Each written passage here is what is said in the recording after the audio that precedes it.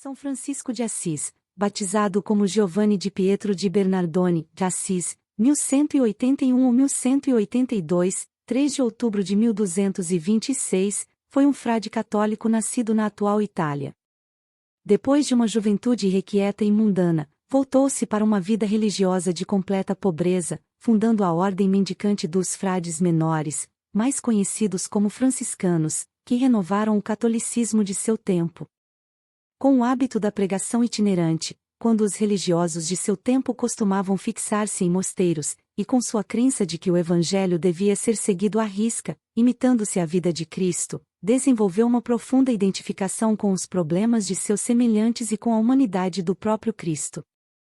Sua atitude foi original também quando afirmou a bondade e a maravilha da criação num tempo em que o mundo era visto como essencialmente mau, quando se dedicou aos mais pobres dos pobres, e quando amou todas as criaturas chamando-as de irmãos. Alguns estudiosos afirmam que sua visão positiva da natureza e do homem, que impregnou a imaginação de toda a sociedade de sua época, foi uma das forças primeiras que levaram à formação da filosofia da Renascença. Dante Alighieri disse que ele foi uma luz que brilhou sobre o mundo, e para muitos ele foi a maior figura do cristianismo desde Jesus, mas a despeito do enorme prestígio de que ele desfruta até os dias de hoje nos círculos cristãos, que fez sua vida e mensagens serem envoltas em copiosa fé e darem origem a inumeráveis representações na arte, a pesquisa acadêmica moderna sugere que ainda há muito por elucidar quanto aos aspectos políticos de sua atuação, e que devem ser mais exploradas as conexões desses aspectos com o seu misticismo pessoal. Sua vida é reconstituída a partir de biografias escritas pouco após sua morte, mas, segundo alguns estudiosos, essas fontes primitivas ainda estão à espera de edições críticas mais profundas e completas, pois apresentam contradições factuais e tendem a fazer uma apologia de seu caráter e obras que, assim, deveriam ser analisadas sob uma ótica mais científica e mais isenta de apreciações emocionais do que tem ocorrido até agora, a fim de que sua verdadeira estatura como figura histórica e social, não apenas religiosa, se esclareça. De qualquer forma, sua posição como um dos grandes santos da cristandade se firmou enquanto ele ainda era vivo, e permanece inabalada. Foi canonizado pela Igreja Católica menos de 2 anos após falecer, em 1228, e por seu apreço à natureza é mundialmente conhecido como o santo patrono dos animais e do meio ambiente. Juventude e conversão. Casa onde Francisco nasceu, Assis. O nascimento de São Francisco. Pintura anônima na igreja do convento de Santo Antônio da Paraíba. Era filho do comerciante italiano Pietro di Bernardone dei Moriconi e sua esposa Pica Bourlemonte, cuja família tinha raízes francesas. Os pais de Francisco faziam parte da burguesia da cidade de Assis, e graças a negócios bem-sucedidos na Provença, França, conquistaram riqueza e bem-estar. Na ausência do pai, em viagem à França, sua mãe o batizou com o nome de Giovanni, João, em português, a partir do profeta São João Batista, na igreja construída em homenagem ao padroeiro da cidade, o mártir Rufino. A origem de seu nome Francisco, é incerta. Para uns, depois de uma viagem à França, onde o menino teria ficado cativado pela vida francesa, sua música, sua poesia e seu povo, seu pai teria começado a chamá-lo de Francesco, que significa francês em italiano. Para outros, seu pai teria feito uma homenagem ao país natal de sua esposa, embora não haja provas de sua naturalidade francesa. Também foi sugerido que o nome foi dado por seu gosto pela língua francesa, que perdurou por toda a vida de Francisco e era em sua época a linguagem por excelência da literatura cavalheiresca e da expressão amorosa. O menino cresceu e se tornou um jovem popular entre seus amigos, por sua indisciplina e extravagâncias, por sua paixão pelas aventuras, pelas roupas da moda e pela bebida, e por sua liberalidade com o dinheiro, mas mostrava uma índole bondosa. Era nessa época fascinado pelas histórias de cavalaria, e desejava ganhar fama como um herói. Assim, em 1202 alistou-se como soldado na guerra que Assis desenvolvia contra Perugia, mas foi capturado e permaneceu preso, à espera de um resgate, por cerca de 1 ano. Ao ser libertado caiu doente, com episódios de febre que duraram quase todo o ano de 1204. Ali se apresentaram as duas afecções que o acompanharam por toda a sua vida: problemas de visão e no aparelho digestivo. Depois de recuperado, tentou novamente a carreira das armas, engajou-se em 1205 no exército papal que lutava contra Frederico II, incentivado por um sonho que tivera. Nele apareceu-lhe alguém chamando-o pelo nome e levando-o a um rico palácio, onde vivia uma linda donzela, e que estava cheio de armas resplandecentes e outros apetrechos de guerra. Indagando de quem eram essas armas esplêndidas e o palácio magnífico, foi-lhe respondido que tudo aquilo era seu e de seus soldados. Animado com a perspectiva de glória, pôs-se a caminho, mas no trajeto teve outro sonho, ou uma visão, onde ouviu, segundo a versão da legenda Trium Sociorum, uma voz a dizer: quem te pode ser de mais proveito? O Senhor ou o servo? Como Francisco respondesse: o Senhor, ouviu novamente a voz: então por que deixas o Senhor pelo servo e o príncipe pelo vassalo? Confundido, Francisco disse: que queres que eu faça? E a voz replicou: volta para a tua terra, e te será dito o que haverás de fazer. Pois deves entender de outro modo a visão que tiveste. Poucos dias depois, já em Assis, durante uma algazarra com seus amigos, teria sido tocado pela presença divina, e desde então, segundo a legenda, começou a perder o interesse por seus antigos hábitos de vida e mostrar preocupação pelos necessitados. Eleito rei da juventude em um festejo folclórico tradicional, em vez de preparar-se para a entrada em uma vida de casado, como seria o costume, retirou-se, conforme relatou seu primeiro biógrafo Tomás de Celano, para uma caverna a fim de meditar, acompanhado de apenas um amigo fiel, para quem revelou suas preocupações e seu desejo de obter o tesouro da sabedoria e de desposar a vida religiosa. Mas ainda era um período de hesitação. Quando tinha roubos de devoção e os expressava publicamente, era ridicularizado, tinha pesadelos com uma horrível mulher corcunda, e imaginava que esta era a imagem de sua futura vida de pobreza. Certo dia saiu em um passeio pelos campos nos arredores, e ao penetrar em uma clareira ouviu o som do sino que os leprosos, proscritos pela sociedade, deviam usar para indicar a sua aproximação, e logo se viu frente a frente com um homem doente. Fazia frio e o leproso tinha apenas trapos sobre o corpo. Francisco sempre sentirá repulsa dos leprosos, mas nesse momento desceu de seu cavalo e cobriu o homem com seu próprio manto. Espantado consigo mesmo, olhou nos olhos do outro, e viu sua gratidão, e enquanto ele mesmo chorava, beijou aquele rosto deformado pela moléstia. Este parece ter sido o ponto de virada em sua vida, mas sua vocação não se declarou toda subitamente, e a cronologia desses e outros episódios preparatórios para sua conversão não é clara nas fontes antigas.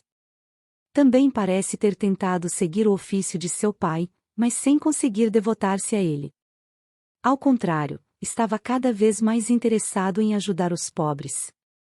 Mas certa feita entrou para orar na igreja de São Damião, fora das portas da cidade, e ali, diz a tradição, ele ouviu pela primeira vez a voz de Cristo, que lhe falou de um crucifixo. A voz chamou a sua atenção para o estado de ruína de sua igreja, e instou para que Francisco a reconstruísse. Imediatamente voltou para sua casa, recolheu diversos tecidos caros da loja de seu pai e os vendeu a baixo preço no mercado da cidade, e voltou para a igreja onde tivera sua revelação doando o dinheiro para o padre, a fim de que ele restaurasse o prédio decadente.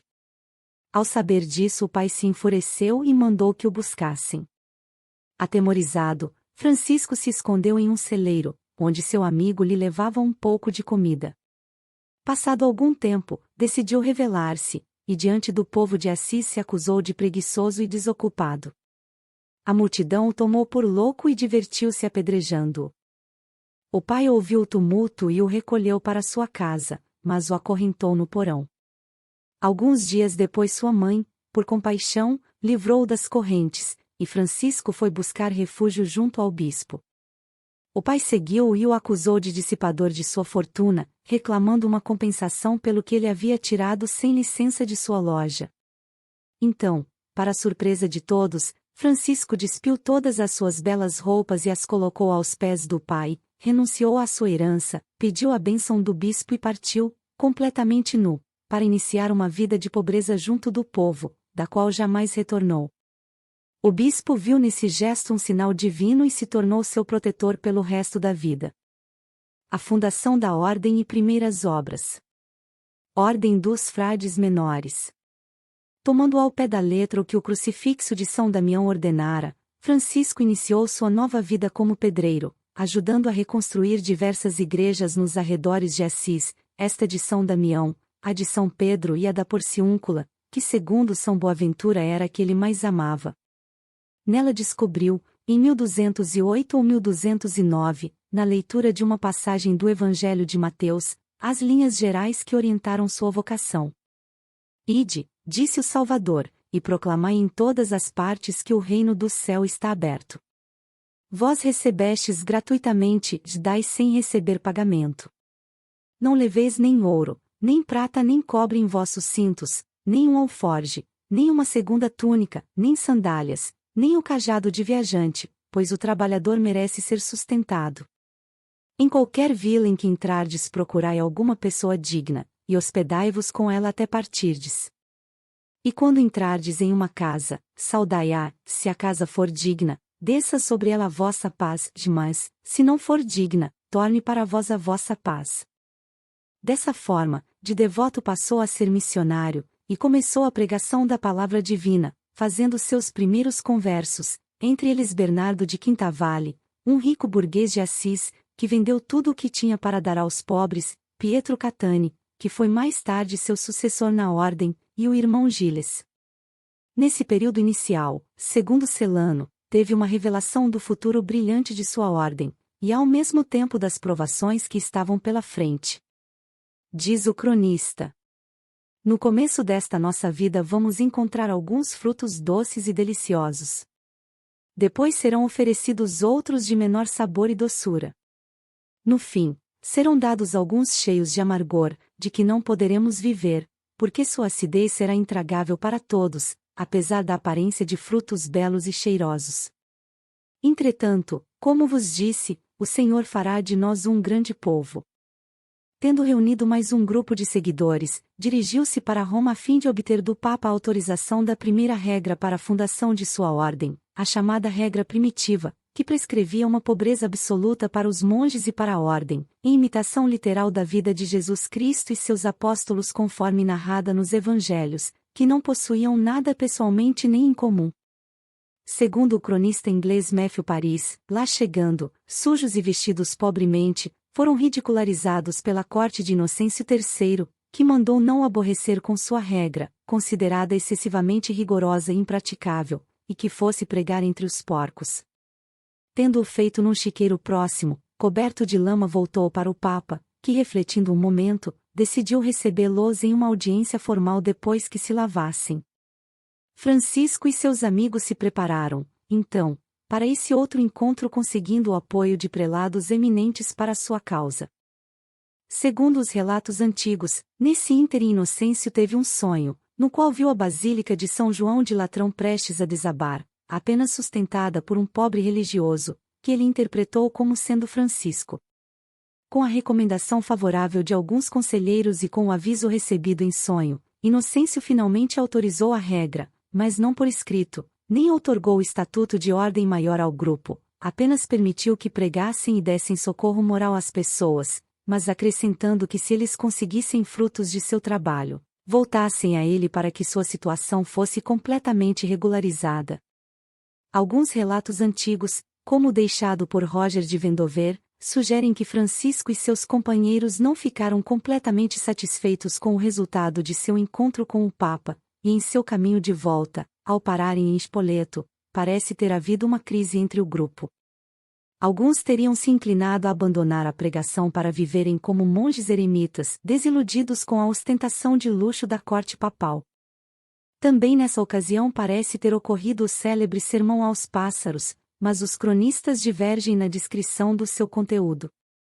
Para Vendover ele foi a manifestação da revolta de Francisco, que teria mandado as aves devorarem os poderosos, mas os que seguem a versão de Celano referem como um idílio cheio de poesia e doçura, onde aconselha um bando de pássaros, reunidos em seu redor e quedos de atenção, a darem graças ao Criador pela vida boa que haviam recebido gratuitamente, tendo o dom de voar. Uma voz canora, um rico traje de penas para cobrir seus corpos e comida farta sem exigir o trabalho de produzi-la. Chegando a Assis, instalaram-se em uma cabana no campo, onde se dedicaram ao cuidado dos leprosos, ao trabalho manual e à pregação, vivendo de esmolas.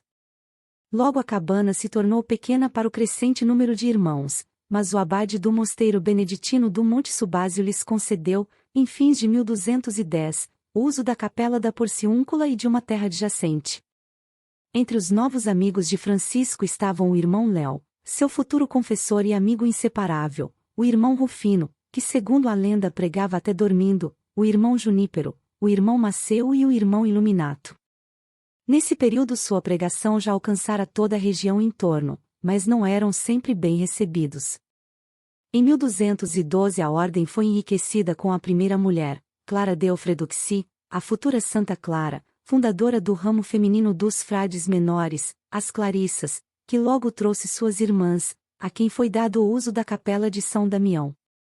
No mesmo ano fizeram sua primeira tentativa, frustrada, de evangelizar os sarracenos na Síria, mas não conseguiram chegar ao seu destino e acabaram voltando a Assis com grande dificuldade. Durante a viagem de navio, conta a tradição que o santo fez o milagre de pacificar uma tempestade e de multiplicar a comida dos marinheiros, que terminava. Nessa época seus milagres foram numerosos. Em Ascoli curou enfermos e fez muitas conversões. Em Arezzo os arreios de um cavalo que ele havia tocado curaram uma mãe em perigoso trabalho de parto. Em Narni curou um paralítico. Em San Gimignano expulsou demônios, e em Gubbio pacificou um lobo que assolava a região, entre muitos outros prodígios. Sua fama como santo já se espalhava, e recebeu em doação o Monte Alverne para que erguesse ali um refúgio para os irmãos. Em 1214 se dirigiu para o Marrocos para pregar entre os mouros, mas só pôde chegar à Espanha, onde caiu doente, mas outros irmãos prosseguiram. Em 1219, durante a Quinta Cruzada, foi ao Egito, encontrou-se com os cruzados que assediavam Damieta, profetizando sua derrota. Em seguida manteve uma entrevista com o sultão Aíube da Camil que, impressionado, ao fim da visita pediu que Francisco orasse para que Deus lhe mostrasse a forma de cultuá-lo que fosse de seu agrado e permitiu que pregasse. Entre seus súditos, 14 dali passou para a Palestina, peregrinando pelos lugares santos, onde recebeu a notícia de que os irmãos no Marrocos haviam sido martirizados, e que a comunidade em Assis, na sua longa ausência, estava em crise. Reforma da ordem. Voltou à Itália e passou por Roma a fim de obter ajuda do Papa. Quando chegou em Assis viu que seus ideais haviam sido abandonados e reinava grande confusão entre os irmãos. Alguns se haviam tornado vagabundos e se associavam com mulheres, outros queriam erguer igrejas suntuosas, abandonar o rigorismo da regra inicial, dedicar-se aos estudos eruditos, e pediam favores e privilégios para o Papa. Ao mesmo tempo, a liberdade de pensamento outorgada pela regra primitiva, que permitia o questionamento de preceitos e ordens percebidos como contrários à consciência, havia degenerado em disputas constantes de opinião entre os irmãos e em desobediência. Pelo menos em um caso a reação de Francisco foi violenta. Em Bolonha, onde o irmão João fundara um colégio, expulsou todos de lá, inclusive os doentes. Depois teve de aceitar, com a intervenção papal, várias mudanças importantes. Foi estabelecido o período probatório de 1 ano para novos candidatos, um representante do Papa foi indicado governador e corregedor da ordem, e Francisco passou a administração da comunidade para o irmão Pietro Catani, logo substituído pelo irmão Elias, enquanto que Francisco permanecia apenas como guia espiritual. Foi criada a Ordem Terceira para os irmãos leigos, foi autorizado o estudo avançado de teologia, e o Francisco elaborou uma segunda regra, em 1221, tentando torná-la o mais clara e inequívoca possível. Ainda assim a segunda regra, também chamada regra não bulada, se revelou ineficaz para a solução da crise, era em essência a mesma, e foi solicitada nova revisão para Francisco, auxiliado pelos irmãos Léo e Bonizo. Segundo o relato do Speculum Perfectionis, prevendo que Francisco não cederia em muito, o irmão Elias, acompanhado de outros, foi ao encontro de Francisco e solicitou um abrandamento no texto, e nesse momento todos teriam ouvido a voz de Cristo dizendo que desejava preservar a pureza do conteúdo dos evangelhos e que quem não se conformasse deixasse a ordem. Ficando pronto em 1223, aparentemente com poucas modificações novas, o novo texto foi enviado para Roma para aprovação papal, mas recebeu ainda muitos outros ajustes e cortes do cardeal Ugolino e finalmente foi confirmado pelo Papa Honório III, na Bula Solanuere, de 29 de novembro de 1223, e por isso é chamada de a Regra Bulada. O texto da regra primitiva resultou ainda mais profundamente alterado, a maioria das citações do Evangelho e as passagens poéticas foram removidas e substituídas por fórmulas legais. O artigo que autorizava a desobediência de superiores indignos foi excluído, assim como os que prescreviam o cuidado dos leprosos, junto com todas as obrigações de pobreza absoluta. Já não se insistia no trabalho manual e se permitiu que os irmãos usassem quaisquer livros, que naquela época eram raros artigos de luxo. A seguir um trecho comparativo entre as regras não bulada e a bulada, referente ao modo como os frades deviam trabalhar. Regra não bulada. Os frades a quem o Senhor deu a graça de trabalhar, trabalhem fiel e devotamente, de modo que, afastando o ócio inimigo da alma, não extingam o espírito da santa oração e devoção, ao qual as outras coisas temporais devem servir. Como mercê do trabalho recebam para si e seus irmãos o necessário para o corpo, menos dinheiro ou pecúnia, e isso humildemente, como convém a servos de Deus e seguidores da Santíssima Pobreza.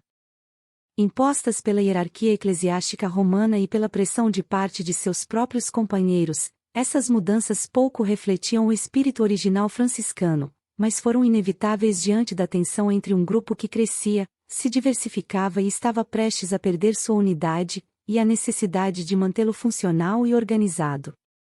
Mas expressavam ainda o conflito aberto entre a hierarquia espiritual e a institucional.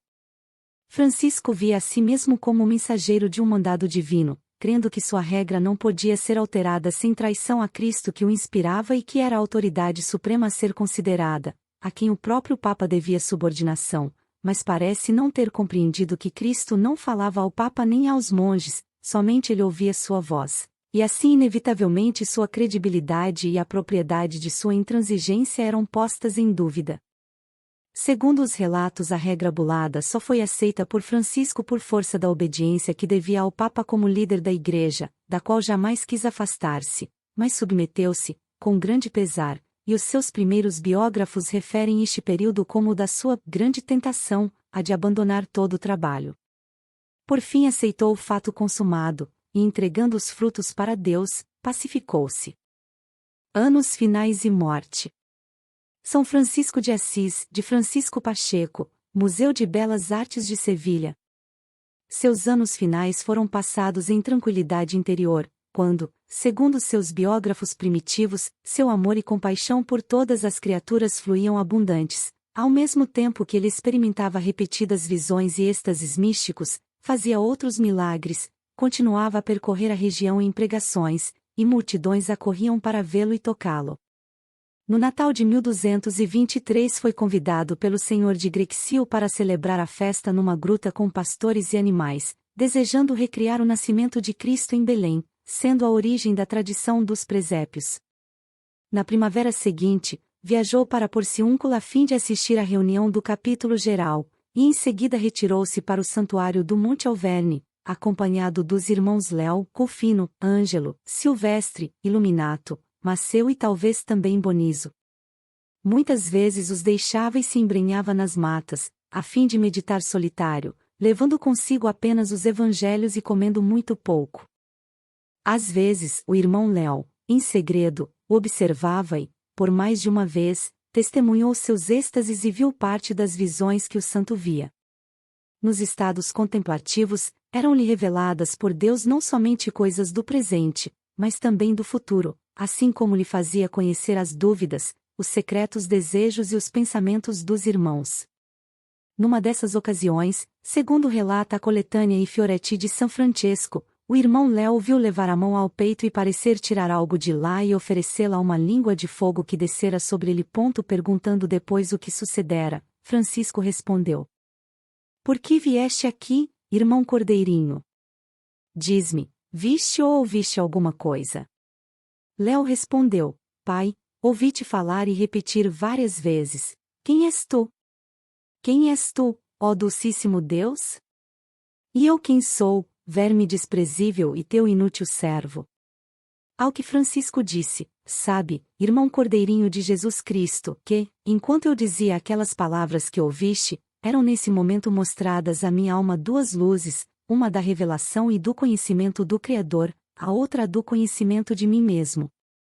Quando eu dizia Quem és tu, ó meu Dulcíssimo Deus, estava numa luz de contemplação na qual via o abismo de infinita bondade, sabedoria e poder de Deus, e quando dizia que sou eu, etc., estava numa luz de contemplação na qual via a profundidade lamentável da minha abjeção e miséria, e era por isso que indagava do Senhor da infinita bondade o mistério de Ele dignar-se a visitar-me, a mim que não sou mais que um verme desprezível e inútil. E entre outras coisas que Ele me disse, pediu-me que lhe fizesse 3 dádivas, e eu respondi-lhe: Meu Senhor, sou teu, e bem sabes que nada tenho além da túnica, da corda e das bragas, e estas 3 coisas também são tuas. Que posso, pois, oferecer ou dar à tua majestade? Então Deus disse-me: Procura no teu íntimo e oferece-me o que lá encontrares. Eu procurei e encontrei lá uma bola de ouro e ofereci-a a Deus, e fiz isso 3 vezes, pois 3 vezes Deus me ordenou. Depois ajoelhei 3 vezes e bendisse e agradeci a Deus que me dera alguma coisa para eu lhe oferecer. E logo me foi dado compreender que essas 3 oferendas significavam a santa obediência, a extrema pobreza e a belíssima castidade que Deus, por sua graça, me concedeu observar tão perfeitamente. E como Deus depositara no meu íntimo aquelas 3 bolas de ouro, assim também deu à minha alma essa virtude de sempre o louvar e enaltecer, com o coração e a boca, por todos os bens e por todas as graças que Ele me concedeu, por sua santíssima bondade. Durante uma dessas meditações, em 14 de setembro de 1224, no dia da festa da exaltação da Santa Cruz, no Monte Alverne, acompanhado do Frei Léo, Francisco viu a figura de um homem com 6 asas, semelhante a um serafim, e pregado a uma cruz, e à medida que continuava na contemplação, que lhe dava imensa felicidade mas era sombreada de tristeza, sentiu-se abrirem em seu corpo as feridas que o tornaram uma imitação do próprio Cristo crucificado. Foi, dessa forma, o primeiro cristão a ser estigmatizado, mas enquanto isso lhe trazia alegria, sendo um sinal do favor divino, foi-lhe motivo de muito embaraço e sofrimento físico. Sempre tentou ocultar os estigmas com faixas e seu hábito, e poucos irmãos os viram enquanto ele viveu. Mas eles lhe causavam muita dor e com isso dificultavam seus movimentos, além de sangrarem com frequência.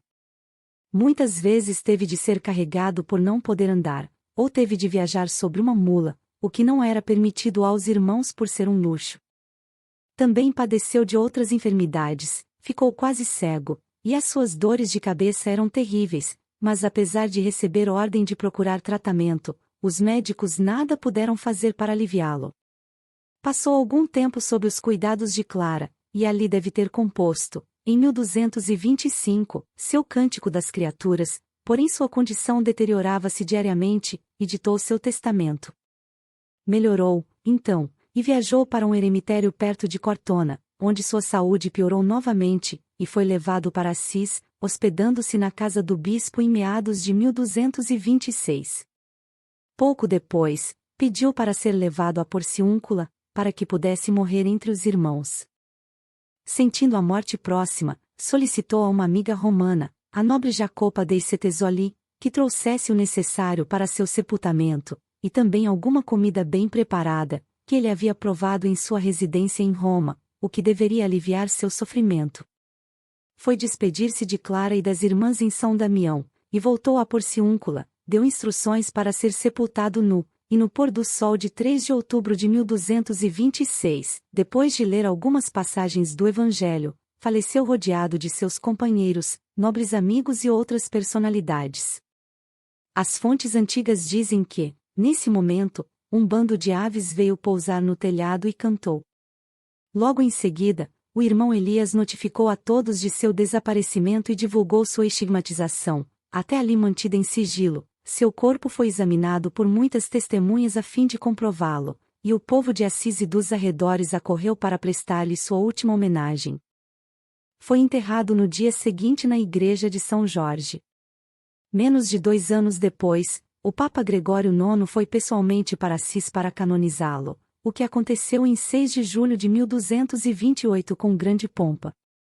Em 1230, foi inaugurada uma nova basílica em Assis, que recebeu seu nome, hoje, guarda as suas relíquias e abriga o seu túmulo definitivo. A basílica foi decorada no fim do século XIII por Giotto di Bondone com uma grande série de afrescos que retratam a vida do santo.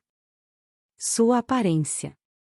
Segundo a descrição deixada por Tomás de Celano, a aparência física de Francisco era extremamente agradável, e sua face refletia a inocência de sua vida, a pureza de seu coração e o ardor do fogo divino que o consumia.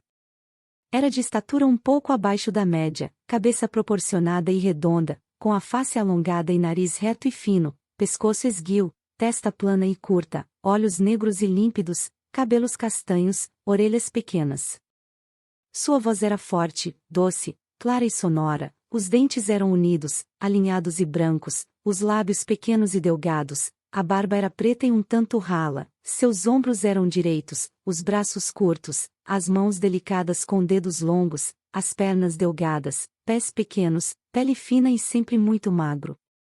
Sua visão de si mesmo era, porém, oposta, descrevia-se como um franguinho preto, e o retrato pintado no Fioretti segue a mesma linha, mostrando-o como um homem miúdo de aspecto muito desprezível e vil, e que por este motivo nunca conseguia muitas esmolas entre gentes que não o conheciam.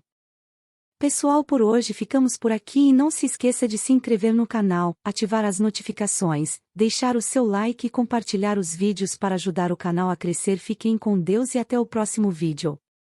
Muito obrigada.